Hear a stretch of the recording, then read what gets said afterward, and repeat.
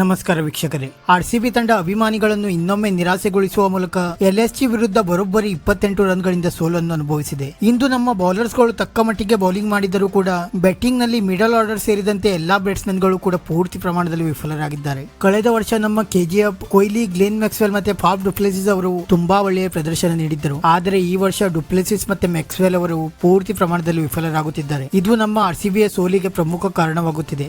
ಮತ್ತೆ Cameron green ಅವರ bat ನಿಂದಲೂ ಕೂಡ ಸದ್ಯ ರನ್ ಬರುತ್ತಿಲ್ಲ. ಕಳೆದ 4 ಪಂದ್ಯಗಳಲ್ಲಿಯೂ ಕೂಡ ಕ್ಯಾಮ್ರನ್ ಗ್ರೀನ್ ಅವರು ಪೂರ್ತಿ ಪ್ರಮಾಣದಲ್ಲಿ ವಿಫಲರಾಗಿದ್ದಾರೆ. ಮತ್ತೆ ಭರವಸೆಯ ಬ್ಯಾಟ್ಸ್ಮನ್ ಆಗಿದ್ದ ರಜತ್ ಪಾಟಿದಾರ್ ಅವರು ಕೂಡ ಈ ವರ್ಷ ವಿಫಲರಾಗುತ್ತಿದ್ದಾರೆ. ಟೀಮ್ ಇಂಡಿಯಾಗೆ ಆಯ್ಕೆಯಾದ ಬಳಿಕ ರಜತ್ ಪಾಟಿದಾರ್ ಅವರ ಬ್ಯಾಟ್ ನಿಂದ ರನ್ ಹೊರಬರುತ್ತಿಲ್ಲ. ಇದು ಆರ್ಸಿಬಿಗೆ ಸದ್ಯ ತುಂಬಾ ದುಬಾರಿಯಾಗಿ ಪರಿಣಮಿಸುತ್ತಿದೆ. ಮತ್ತೆ ಇಂದಿನ ಮಹತ್ವದ ಪಂದ್ಯದಲ್ಲಿ ಟಾಸ್ ಗೆದ್ದಿದ್ದು ನಮ್ಮ ಆರ್ಸಿಬಿ ತಂಡ. ಚಿನ್ನಸ್ವಾಮಿಯಲ್ಲಿ ಟಾಸ್ ಗೆಲ್ಲುವುದು ತುಂಬಾ ಇಂಪಾರ್ಟೆಂಟ್ ಆಗುತ್ತದೆ. ನಿರೀಕ್ಷೆಗೆ ತಕ್ಕಂತೆ ಆರ್ಸಿಬಿ ನಾಯಕ ಡುಪ್ಲೆಸಿಸ್ ಅವರು ಟಾಸ್ ಕೂಡ ಗೆದ್ದಿದ್ದರು. ಆ ನಂತರ ಎಲ್ಎಸ್ಜಿ ಪರ ಆರಂಭಿಕರಾಗಿ ಕಣಕ್ಕಿಳಿದಿದ್ದು ಸ್ಫೋಟಕ ಬ್ಯಾಟ್ಸ್ಮನ್ ಗಳಾದ ಕ್ವಿಂಟನ್ ಡಿಕಾಕ್ ಮತ್ತೆ ನಾಯಕ ಕೆಎಲ್ ರಾಹುಲ್ ಅವರು. ಕೆಎಲ್ ರಾಹುಲ್ ಅವರಿಗೆ ಇಂದು ಅಷ್ಟೊಂದು ಪ್ರಮಾಣದಲ್ಲಿ ಸ್ಫೋಟಕ ಬ್ಯಾಟಿಂಗ್ ನಡೆಸಲು ಸಾಧ್ಯವಾಗಲಿಲ್ಲ. ಆದರೆ ಒಂದು ಬದಿ ನಿಂತು ಆಡಿದ ಕ್ವಿಂಟನ್ ಡಿಕಾಕ್ ಅವರು ಆರ್ಸಿಬಿಯ ಪ್ರತಿಯೊಬ್ಬ ಬೌಲರ್ಸ್ ಗಳನ್ನು ಕೂಡ ಧೂಳಿಪಟ ಮಾಡಿದ್ದರು. ನಂತರ ಬಂದ ಪಡಿಕಲ್ ಅವರು ಕೂಡ ಕೇವಲ 6 ರನ್ ಗಳಿಸಿ ಪೆವಿಲಿಯನ್ ಸೇರಿಕೊಂಡರು. ಆದರೆ ಒಂದು ಬದಿ ಏಕಾಂಗಿಯಾಗಿ ಹೋರಾಟ ನಡೆಸಿದ ಕ್ವಿಂಟನ್ ಡಿಕಾಕ್ ಅವರು ಸ್ಫೋಟಕ ಬ್ಯಾಟಿಂಗ್ ನಡೆಸುವ ಮೂಲಕ ಆರ್ಸಿಬಿಯ ಬೌಲರ್ಸ್ ಗಳನ್ನು ಧೂಳಿಪಟ ಮಾಡಿದರು. ನಂತರ ಬ್ಯಾಟಿಂಗ್ ಗೆ ಬಂದ ಮಾರ್ಕಸ್ ಸ್ಟೋಯ್ನಿಸ್ ಅವರು 24 ರನ್ ಗಳಿಸಿ ಔಟ್ ಆದರೆ ನಿಕ್ಲಾಸ್ ಪುರಾನ್ ಅವರು ಕೂಡ ಅಷ್ಟೇ ಸ್ಫೋಟಕ ಬ್ಯಾಟಿಂಗ್ ಮಾಡಲು ಆರಂಭಿಸಿದರು. ಪುರಾನ್ ಅವರು ಕೇವಲ 2 ರನ್ ಗಳಿಸಿದಾಗ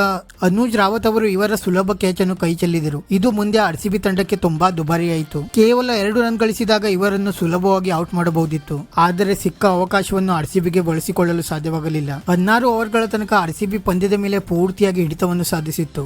ಆದರೆ ಕಳೆದ ಹಲವು ವರ್ಷಗಳಂತೆ ಈ ಬಾರಿಯೂ ಕೂಡ ಆರ್ಸಿಬಿಗೆ ಡೆತ್ ಓವರ್ ಬೌಲಿಂಗ್ ಸಮಸ್ಯೆ ದೊಡ್ಡ ಮಟ್ಟದಲ್ಲಿ ಕಾಡುತ್ತಿದೆ. ಇಂದು ಕೂಡ ಅದೇ ರೀತಿ ನಡೆಯಿತು. ಡೆತ್ ಓವರ್ಸ್ ನಲ್ಲಿ ಆರ್ಸಿಬಿಯ ಬೌಲಿಂಗ್ ದಾಳಿಯನ್ನು ಅಕ್ಷರಶಃ ಧೂಳಿಪಟೆ ಮಾಡಿದ ನಿಕ್ಲಸ್ ಪುರಾನ್ ಅವರು 19ನೇ ಓವರ್ ನಲ್ಲಿ ರೀಸ್ ಟೋಪ್ಲಿ ಅವರಿಗೆ ಬರೋಬ್ಬರಿ 3 ಸಿಕ್ಸರ್ ಸಿಡಿಸಿ ಮಿಂಚಿದರು. ನಂತರ 20ನೇ ಮೊಹಮ್ಮದ್ ಸಿರಾಜ್ ಓವರ್ ನಲ್ಲಿಯೂ ಕೂಡ ಅದೇ ರೀತಿ ಅಬ್ಬರಿಸಿದ ನಿಕ್ಲಸ್ ಪುರಾನ್ ಅವರು ಸ್ಫೋಟಕ 2 ಸಿಕ್ಸರ್ ಸಿಡಿಸುವ ಮೂಲಕ ಎಲ್ಎಸ್ಜಿ ತಂಡದ ಮೊತ್ತವನ್ನು ಬರೋಬ್ಬರಿ 181 ರನ್ ಗಳಿಗೆ ತಲುಪುವಂತೆ ಮಾಡಿದರು. 181 ರನ್ ಚಿನ್ನಸ್ವಾಮಿ ಕ್ರೀಡಾಂಗಣದಲ್ಲಿ ಅಷ್ಟೊಂದು ದೊಡ್ಡ ಮಟ್ಟದ ಸ್ಕೋರ್ ಏನೂ ಅಲ್ಲ. ಕಳೆದ ಪಂದ್ಯಕ್ಕೆ ಹೋಲಿಸಿದರೆ ಆರ್ಸಿಬಿ ಇಂದು ತಕ್ಕ ಮಟ್ಟಿಗೆ ಒಳ್ಳೆಯ ಬೌಲಿಂಗ್ ಪ್ರದರ್ಶನ ಮಾಡಿದೆ ಅಂತಾನೆ ಹೇಳಬಹುದು. ಗ್ಲೆನ್ ಮ್ಯಾಕ್ಸ್ವೆಲ್ ಅವರು ಇಂದು 4 ಓವರ್ಗಳಲ್ಲಿ 23 ರನ್ ನೀಡಿ 2 ವಿಕೆಟ್ ಪಡೆದು ಮಿಂಚಿದರೆ ಯಶ್ ದಯಾಲ್ ಅವರು 4 ಓವರ್ಗಳಲ್ಲಿ 24 ರನ್ ನೀಡಿ 1 ವಿಕೆಟ್ ಪಡೆದು ಮಿಂಚಿದ್ದಾರೆ. ಆದರೆ ಆರ್ಸಿಬಿಯ ಪ್ರಮುಖ ಆಲ್ರೌಂಡರ್ ಆಗಿರುವ ಮಯಾಂಕ್ ದಾಗರ್ ಅವರು 2 ಓವರ್ಗಳಲ್ಲಿ ಬರೋಬ್ಬರಿ 23 ರನ್ ನೀಡಿದ್ದಾರೆ. ಮಯಾಂಕ್ ದಾಗರ್ ಅವರು ಬ್ಯಾಟಿಂಗ್, ಬೌಲಿಂಗ್ ಸೇರಿದಂತೆ ಎಲ್ಲಾ ವಿಭಾಗದಲ್ಲಿಯೂ ಕೂಡ ವಿಫಲರಾಗುತ್ತಿದ್ದಾರೆ. ಆದರೂ ಕೂಡ ಆರ್ಸಿಬಿ ಪದೇ ಪದೇ ಇವರನ್ನು ಕಣಕ್ಕಿಳಿಸುತ್ತಿದೆ. ಇವರ ಬದಲಿಗೆ ಆಕಾಶ್ ದೀಪ್ ಅಥವಾ ವಿಜಯ್ ಕುಮಾರ್ ವೈಶಾಖ್ ಅವರಿಗೆ ಕಳಿಸಿದರೆ ತುಂಬಾ ಉತ್ತಮ ಎಂಬ ನಮ್ಮ ಅಭಿಪ್ರಾಯ. ಕಳೆದ ಪಂದ್ಯದಲ್ಲಿ ವಿಜಯ್ ಕುಮಾರ್ ವೈಶಾಖ್ ಅವರು ತುಂಬಾ ಒಳ್ಳೆಯ ಬೌಲಿಂಗ್ ಪ್ರದರ್ಶನ ಮಾಡಿದ್ದರು. 4 ಓವರ್ಗಳಲ್ಲಿ ಕೇವಲ 23 ರನ್ ನೀಡಿ ಪ್ರಮುಖ 1 ವಿಕೆಟ್ ಪಡೆದು ಮಿಂಚಿದರು. ಆದರೆ ಆರ್ಸಿಬಿ ಇಂದು ಇವರಿಗೆ ಪ್ಲೇಯಿಂಗ್ 11 ನಲ್ಲಿಯೂ ಕೂಡ ಅವಕಾಶ ನೀಡಲಿಲ್ಲ. ನಂತರ 182 ರನ್ಗಳ ಗುರಿ ಬೆನ್ನಟ್ಟಿದ ಆರ್ಸಿಬಿ ತಂಡ ನಾಯಕ ಡುಪ್ಲೆಸಿಸ್ ಅವರ ವಿಕೆಟ್ ಕೇವಲ 19 ರನ್ಗಳಿಗೆ ಕಳೆದುಕೊಂಡಿತು. ಡುಪ್ಲೆಸಿಸ್ ಅವರು ಇಂದು ರನ್ಔಟ್ ಆಗುವ ಮೂಲಕ ಪೆವಿಲಿಯನ್ ಸೇರಿಕೊಂಡರು. ಆದರೆ ರಜತ್ ಪಾಟಿದಾರ್ ಅವರ ಮೇಲೆ ಭರವಸೆ ಇಟ್ಟು ಆರ್ಸಿಬಿ ಇವರಿಗೆ ಇನ್ನೊಂದು ಇವತ್ತು ಅವಕಾಶ ನೀಡಿತ್ತು. ಮೊದಲು ಕೆಲ ಕಾಲ ರಜತ್ ಪಾಟಿದಾರ್ ಅವರು ಬ್ಯಾಟಿಂಗ್ ಮಾಡುತ್ತಿದ್ದಾಗ ಇಂದು ಇವರು ಮ್ಯಾಚ್ ವಿನ್ನರ್ ಆಗಬಹುದು ಎಂಬ ನಿರೀಕ್ಷೆ ಮೂಡಿಸಿತ್ತು. ಆದರೆ ನಂತರ ಕೊಹ್ಲಿ ಅವರು 22 ರನ್ ಗಳಿಸಿ ಔಟ್ ಆದರೆ ಗ್ಲೆನ್ ಮ್ಯಾಕ್ಸ್ವೆಲ್ ಅವರು ಖಾತೆ ತೆರೆಯಲು ಕೂಡ ವಿಫಲರಾದರು. ಕಳೆದ ವರ್ಷ ಗ್ಲೆನ್ ಮ್ಯಾಕ್ಸ್ವೆಲ್ ಅವರು ಅದ್ಭುತ ಪ್ರದರ್ಶನ ನೀಡುವ ಮೂಲಕ ಆರ್ಸಿಬಿಯ ಮಾನವನ್ನು ಸ್ವಲ್ಪ ಮಟ್ಟಿಗೆ ಕಾಪಾಡುವಲ್ಲಿ ಯಶಸ್ವಿಯಾಗಿದ್ದರು.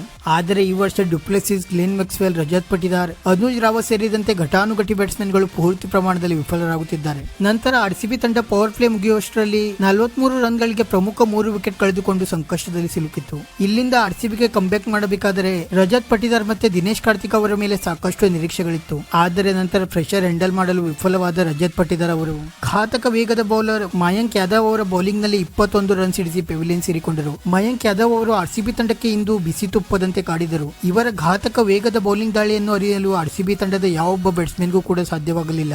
ಮ್ಯಾಕ್ಸ್ವೆಲ್ ಅವರನ್ನು ಶಾರ್ಟ್ ಬಾಲ್ ಮುಖಾಂತರ ಖಾತೆ ತೆರೆಯುವ ಮುಂಚೆ ಪೆವಿಲಿಯನ್ ದಾರಿ ತೋರಿಸಿಕೊಟ್ಟರೆ ಕ್ಯಾಮ್ರನ್ ಗ್ರೀನ್ ಅವರನ್ನು ಕ್ಲೀನ್ ಬೋಲ್ಡ್ ಮಾಡುವ ಮೂಲಕ ವಿಶ್ವ ಕ್ರಿಕೆಟ್ಗೆ ಇನ್ನೊಮ್ಮೆ ತಮ್ಮನ್ನು ಪರಿಚಯಿಸಿ ಮಾಡಿಕೊಂಡರು. ನಂತರ ಬ್ಯಾಟಿಂಗ್ ಗೆ ಬಂದ ಅನುಜ್ ರಾವತ್ ಅವರು ಬರೋಬ್ಬರಿ 21 ಬಾಲ್ ಆಡಿ ಕೇವಲ 11 ರನ್ ಗಳಿಸಿ ಪೆವಿಲಿಯನ್ ಸೇರಿಕೊಂಡರು. ಆದರೆ ನಂತರ ಬ್ಯಾಟಿಂಗ್ ಗೆ ಬಂದ ಕಾರ್ತಿಕ್ ಅವರು ಆರ್ಸಿಬಿಗೆ ಗೆಲ್ಲಿಸಬಹುದು ಎಂಬ ನಿರೀಕ್ಷೆಗಳಿದ್ದವು. ಲೊಂಬ್ರೋರ್ ಅವರು ತಕ್ಕ ಮಟ್ಟಿಗೆ ಬ್ಯಾಟಿಂಗ್ ಕೂಡ ಮಾಡಿದರು. ಆದರೆ ದಿನೇಶ್ ಕಾರ್ತಿಕ್ ಅವರು 4 ರನ್ ಗಳಿಸಿ ಪೆವಿಲಿಯನ್ ಸೇರಿಕೊಂಡರೆ ಮಹಿಪಾಲ್ ಲೊಂಬ್ರೋರ್ ಅವರು ಕೊನೆಯ ತನಕ ಹೋರಾಡಿ 13 ಎಸೆತಗಳಲ್ಲಿ 3 ಸಿಕ್ಸರ್ ಮತ್ತೆ 3 ಬೌಂಡ್ರಿಗಳ ನೆರವಿನಿಂದ 33 ರನ್ ಸಿಡಿಸಿ ಯಶ್ ಠಾಕೂರ್ ಅವರಿಗೆ ಬಲಿಯಾದರು. ಅಂತಿಮವಾಗಿ ಆರ್ಸಿಬಿ ತಂಡ ಕೇವಲ 153 ರನ್ಗಳಿಗೆ ಆಲ್ಔಟ್ ಆಗುವ ಮೂಲಕ 28 ರನ್ಗಳ ಅಂತರದಿಂದ ಸೋಲನ್ನು ಅನುಭವಿಸಿತು. ಆದರೆ ಆರ್ಸಿಬಿಯ ಇಂದಿನ ಸೋಲಿಗೆ ನಮ್ಮ ಬ್ಯಾಟ್ಸ್ಮನ್ ಗಳೇ ಪ್ರಮುಖ ಕಾರಣ ಅಂತ ಹೇಳಬಹುದಾಗಿದೆ. ಇಲ್ಲಿಂದ ಆರ್ಸಿಬಿಗೆ ಗೆಲ್ಲಬೇಕೆಂದರೆ ಬ್ಯಾಟಿಂಗ್ ನಲ್ಲಿ ಸಾಕಷ್ಟು ಸುಧಾರಣೆ ಮಾಡಿಕೊಳ್ಳಬೇಕಾಗಿದೆ. ವಿಲ್ ಜಾಕ್ಸ್ ಅಂತ ಬ್ಯಾಟ್ಸ್ಮನ್ ಗಳು ಇನ್ನೂ ಕೂಡ ಬೆಂಚ್ ಕಾಯುತ್ತಿದ್ದಾರೆ. ವಿಲ್ ಜಾಕ್ಸ್ ಅವರಿಗೆ ಮುಂದಿನ ಪಂದ್ಯಗಳಲ್ಲಿ ಅವಕಾಶ ನೀಡಿ ಆರ್ಸಿಬಿ ತಂಡಕ್ಕೆ ತನ್ನ ಪ್ಲೇಯಿಂಗ್ 11 ನಲ್ಲಿ ಸಾಕಷ್ಟು ಬದಲಾವಣೆ ಮಾಡಿಕೊಳ್ಳಬೇಕಾಗಿದೆ. ವೀಕ್ಷಕರೇ, ನಿಮ್ಮ ಪ್ರಕಾರ ಆರ್ಸಿಬಿಯ ಇಂದಿನ ಸೋಲಿಗೆ ಪ್ರಮುಖ ಕಾರಣವನ್ನು ನಮಗೆ ತಪ್ಪದೇ ಕಮೆಂಟ್ ಮೂಲಕ ತಿಳಿಸಿ. ವಿಡಿಯೋ ಇಷ್ಟ ಆಗಿದ್ದರೆ ಲೈಕ್ ಮಾಡಿ ಮತ್ತೆ ಚಾನೆಲ್ ಅನ್ನು ಸಬ್ಸ್ಕ್ರೈಬ್ ಮಾಡಲು ಮರೆಯಬೇಡಿ.